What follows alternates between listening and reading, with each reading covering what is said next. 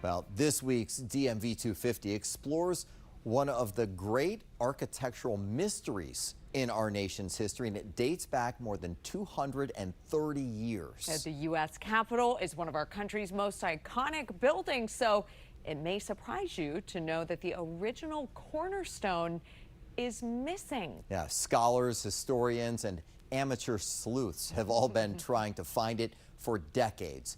Tonight, 7 News I-Team investigator John Barr digs deep into the search for the Capitol cornerstone.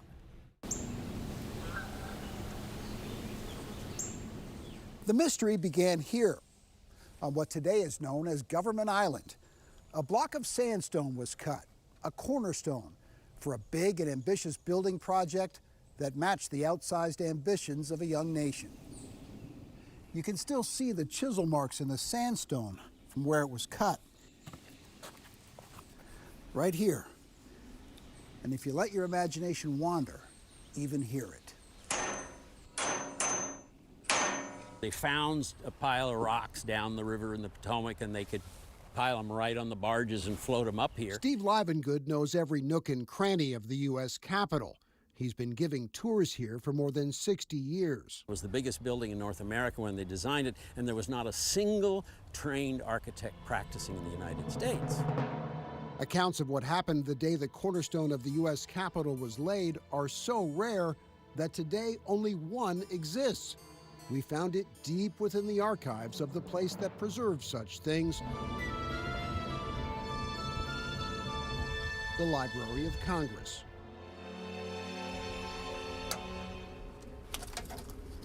Reference librarian Elizabeth Davidson helped us rewind all the way back to September 18th, 1793. We had drummers drumming, we had music playing. I also love the details that are included. We have stewards who are carrying wands, which I regret to say the wands are not described.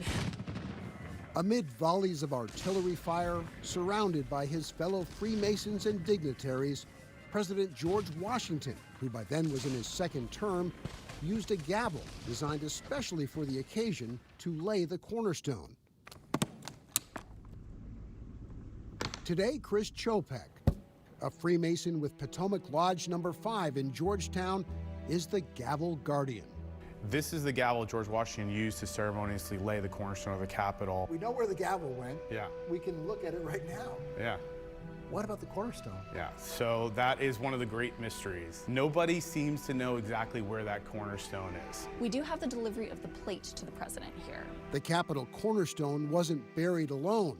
Its location was marked with a silver plate handed to President Washington the day of the dedication and inscribed with these words. This southeast cornerstone of the Capitol of the United States of America in the city of Washington was laid on the 18th day of September in the 13th year of American independence. A plaque that we've never found, but they called it a silver plate, but in fact there was a plaque that was put under the stone. In the decades that passed, the U.S. Capitol grew, eventually doubling in size. Nobody gave much thought to the whereabouts of the cornerstone. Not until 1893, a century after it was laid, when this plaque was placed in the southeast corner of the original Senate chamber, a marker for what was then believed to be the cornerstone's location. The Senate part of the building was built first, and so they assumed that if it was in the southeast corner of the building, it was in the southeast corner of the Senate. And this is where the story of the cornerstone's location gets as clear as mud. What does this corner represent?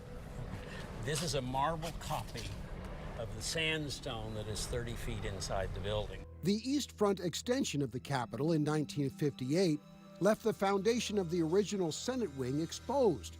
So the architect of the Capitol used that opportunity to search for the cornerstone and that silver plate laid with it. But no silver was ever found. Enter Charlie Scallop, a Freemason here with Potomac Lodge number 5. In the mid-60s, Charlie started working as an engineer for the architect of the Capitol, and he eventually became obsessed with finding the cornerstone. This is just some of his thousands of pages of research. When we tell you Charlie went down a hole trying to find the cornerstone, we mean he literally went down a hole.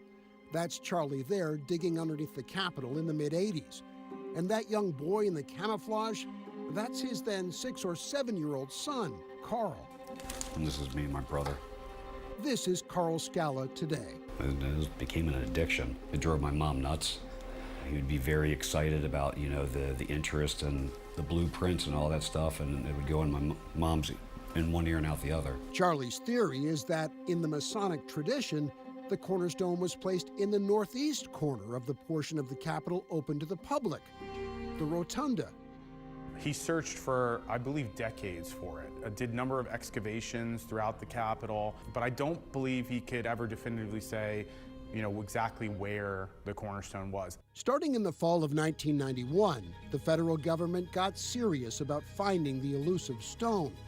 Scientists from the U.S. Geological Survey tested soil samples like these from under the southeast corner of the original Senate side, looking for any presence of silver from that plate buried with the cornerstone. The only way that they would be sure is if they could find the evidence of that silver plaque. They didn't find any silver. Recently, though, early construction records led the architect of the Capitol to another discovery. Inside the southeast corner of the original house wing, they found a foundation stone larger than all the other stones around it. Now, they didn't find silver, but they concluded circumstantial evidence indicates that the stone is indeed the cornerstone. Is it safe to say the whereabouts of the cornerstone remain somewhat of a mystery even now? Yeah, I mean, we don't have absolute proof. We can only make conjecture based on the fact that one stone is bigger. So the mystery remains, buried somewhere under all that stone in this majestic building. What is clear is that the audacity, the seemingly impossible scale of the project, which broke ground nearly 233 years ago, didn't stop our forefathers from building. The only thing more audacious is to try to build an entire nation based on new principles. At the Capitol, for DMV 250, John Barr, 7 News.